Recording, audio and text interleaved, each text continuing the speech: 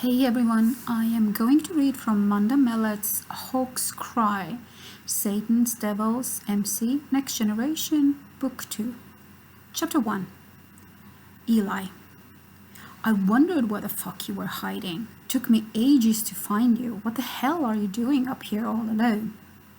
I glare at Throttle, enforcer for the mother chapter of the Satan's Devils MC, as he comes closer. When my narrowed eyes and my teeth all but bared don't send him the message, I resort to words. And that is why here alone didn't give you a fucking clue that I might want some solitude? Here is in the forest up above our Tucson compound. I'm sitting on the trunk of a fallen tree, contemplating my life, trying to get things straight in my head. Or that's what I was doing until I was so rudely interrupted. Throttle doesn't take the hint. Instead of disappearing like most decent people would, he comes closer and sits his ass down alongside me. Stripping off a piece of bark and giving his hands something to do, he starts to shred it. "The fuck is up with you, Hawk? You've been off lately." He taps his head as if to show me what he means.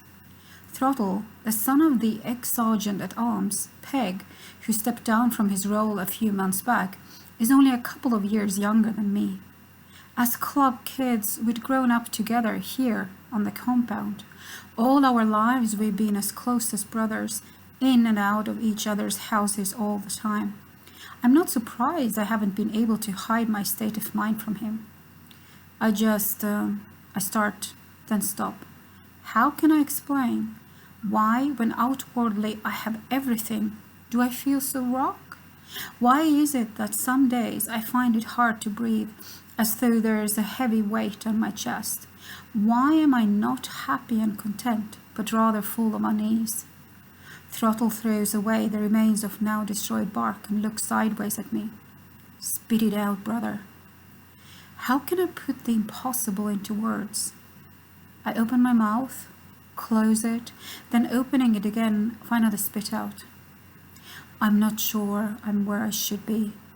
It's the best, only explanation I can come up with. It sounds weak, even to me. The enforcer turns his head to look at me. "What the fuck do you mean?" He barks a short laugh. "Here in the forest? If you're lost, I know the way back." He winks. It's a joke. We spent our childhood playing amongst these trees. I shake my head, take another deep breath and admit, in the club. If anyone's eyes could open wider, I have never seen it. "You can't be fucking serious." He stares at me again, trying to analyze the expression on my face. "You are serious?" I nod. "Deadly." Throttle stands, rakes his hands through his hair, and then tugs at the beard that's thick just like his father's. His voice is just as deep and controlled when he states, "You're the VP of the Satan's Devils, Hawk. You're the son of the ex-prez. You've just gotten married to the daughter of the previous VP and you're expecting your first kid. Now you're questioning being in a fucking club?" He shakes his head. "You were fucking born to this." My hands clench into fists. "And that's just the fucking problem, can't you understand?" Rage that he doesn't immediately see things the same way as I do floods through me. Standing, I get up in his face. "Drummer's my dad. Drummer, the ex-prez. I was fucking groomed to be an officer in this club from the day he and Mom gave me life. It was expected that I'd follow his footsteps. I never had a fucking choice, Noah." Unconsciously, I realized I've reverted to using his legal name, the name I had called him before he'd patched in. Appealing to him as my friend, not the club's enforcer, I say. Zane was never under the same pressure. Your brother Zane took after your mom. He was different from you since the day he was born. He followed the rules blindly, while you always questioned and challenged them, just like a man ready to lead this club should. It's true. I've always been the serious one, while Zane's got a much lighter outlook on life. I know it amused everyone how much I resembled my father in looks and in the way I got things done. But I question how much that was his influence. Oh, he loves Zane, don't get me wrong, but I was the son he'd never expected, but once arrived he'd found he'd always wanted, the one who'd carry his legacy on. I envy Zane, my younger brother. He's not part of the club, never having expressed any desire to become a member. He still lives here on the compound, but isn't involved in all the shit that goes on. I hadn't meant to share my thoughts with anyone, not today. While they weren't things I'd be able to keep to myself for much longer, I didn't think I was ready to share them. If Throttle hadn't come to find me, I would never have opened up. But he's caught me at a weak moment. Perhaps it's serendipity that he has. So I look him directly in the eyes, take a deep, fortifying breath, and give it to him straight. I'm going to leave the club. I'm going to become a civilian. I had been wrong. It is possible for his eyes to widen further. What the fuck did you just say? He growls and cups his ear as if he hadn't heard me right. He shakes his head like a dog shaking rain off his back. Must be fucking hearing things. Thought I heard you say you wanted to walk away from this life. I put it more definitively. You heard right.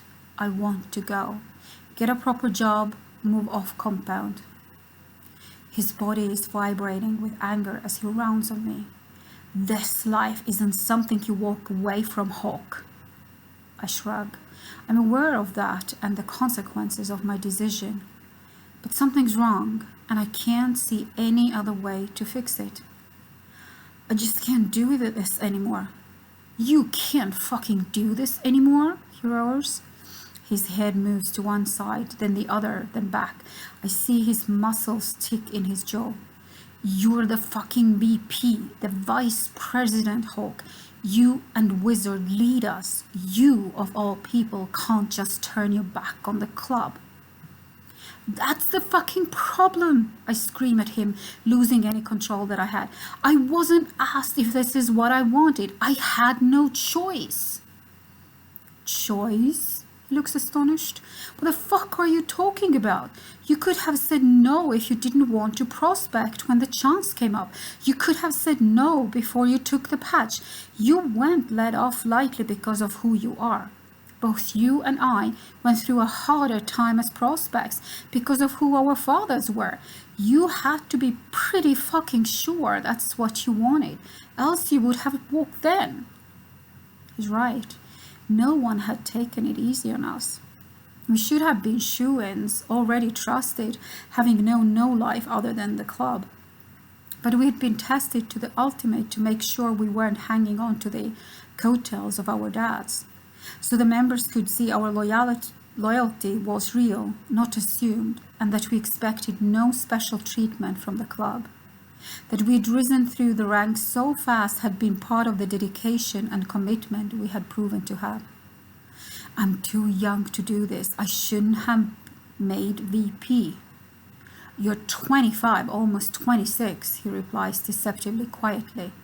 Wraith was 27 when he made VP. He ever say it was too much to handle? Fuck no. He ever want to walk away? Not that I've ever heard. From the day he became drummer's right-hand man, Wraith's given his all to the club. You saying you can't give the same support to Wizard? I'm saying exactly that. I have nothing to offer anymore. I feel like the club sucked the life right out of me. I'm wrung dry. Throttle kicks at the tree trunk as though he's kicking me. His steel-capped boot makes it rock. How does Olivia feel all about it? I sigh as he mentions the woman I exchanged vows with just 3 months back. I haven't spoken to her about it, I tell him, while acknowledging to myself she's part of the problem. I was groomed and prepared to become an officer from the day I was born, Throttle. From my first breath, this was what Drummer wanted for me. I was put into that fucking grave with Liv, the VP's daughter. She was my first friend. We learned to walk and speak together. We played together, shared toys. Of course we were fucking close. So I did what was expected, and now we're married. Now the cycle's happening all over again with a fucking kid coming along. Throttle stares at me as though he can't understand any of the words coming out of my mouth. You love her, he says after a moment, almost accusingly. He's not wrong, I do. I love her as much as my ability to breathe. She's everything to me. But she wasn't the choice that I made. That's the point. Just another thing I was forced into. What it comes down to is that I haven't been allowed to make a choice over anything. Everything's always been mapped out for me. To keep everyone happy, I have done exactly what was expected. I have had to pretend to be someone I'm not, and I just can't do that anymore. Throttle leans with his hands on his thighs. He looks like he's struggling for something to say. It's a few minutes before he speaks again. When he does, it's with something akin to disgust and disappointment in his eyes. Do me a fucking favor, Hawk. Go speak to your wife. Then he straightens, gives me one last glare and walks off with his shoulders hunched over. I catch his mumbled, someone needs to talk some sense into him, before he disappears. I haven't any intention of ignoring his instruction. It's something I've already put off far too long. A conversation I had known was coming, but also one I dread, and with fucking good reason. I stay in the forest for about 10 minutes after Throttle leaves, trying to get my thoughts in order. Whether the enforcer will keep what I said to himself or tell others, I have no idea. But I can't take the risk that he won't, and Liv, who was my first and who remains my best friend, deserves better than to hear that shit secondhand. My wife is folding laundry when I step into our house that's built at the top of the compound. It sits in the midst of all those that have been constructed for anyone who wants to live here. Ours is a stone's throw away from the one belonging to my dad, and next to that, there's the home of her own parents. Another expectation I had fulfilled, being swept along with the tide when it was taken as a given, would live nowhere else. No choice. No one asked for my opinion. Hi! She looks up unexpectedly and raises her chin, offering her cheek to me. Automatically I step to her side and place a kiss to it. Her hand moves down and touches her stomach. At 6 months pregnant, she's sporting a definite baby bump. She's active today. Do you want to feel her? I should reach out and caress where my baby is lying inside her. I should take delight in these moments. I should laugh when she alludes to the fact that, as she is one of 4 sisters, girls run in her family. I should remind her that boys run in mine and insist she's carrying my son, as that's all my sperm will give her. But I don't. I can't. I feel frozen inside. Where once there was light, now it's all dark. She looks at me carefully, then shakes her head. You ready to talk yet? Her teeth worry her lip. That's exactly what I was intending, but something about the way she's holding herself, how her arms go protectively around her body, shows me my talk was anticipated. I'm hurting her. I never meant to. She had gotten swept along in the same way I had. Giving a deep sigh, she prompts me. Eli, this has been too long coming. You've got something to tell me, so spit it out. But she half turns away as though not wanting to hear it. Liv, I start, then stop, finding it harder to tell her than it was to bare my soul to Throttle. Then, like a dam breaking, it all starts coming out. About how I've never been asked my opinion on anything, how I am who I am because of who I was born to, how I don't know what I want anymore, how I don't know me anymore, let alone my desires. When I run out of things to say, at last I look at her and see a tear leaking out of her eye. From the day I was first conscious of her lying in the crib alongside me, I've hated to see her cry. It's no different now. The only change is when I step closer to wipe it away, she takes a step back. You don't get to comfort me, she hisses, when you've just told me I'm not what you want. I didn't say that, I remind her quickly, certain I hadn't expressed anything of the sort, though perhaps that had been the implication. But she ignores me. Is it because of the baby? I thought we both were ready. It was you who didn't want to wear the condom. We both took our chances. Then Dad got out his shotgun and you proposed. It's not the baby, I refute quickly, while acknowledging deep down inside, perhaps it is.